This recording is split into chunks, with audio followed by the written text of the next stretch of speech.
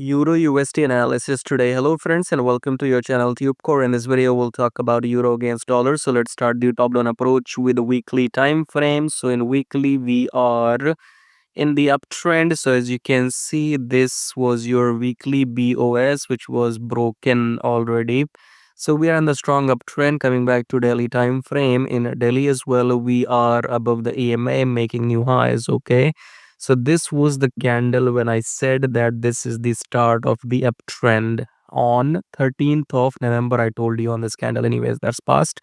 So this is your new high and entry will come from 4 hour obviously, or maybe let's see. Yes, so the price is going to come down and coming back to Delhi. So if you want to enter and wait for the pullback to happen, it's more likely the price will touch the EMA.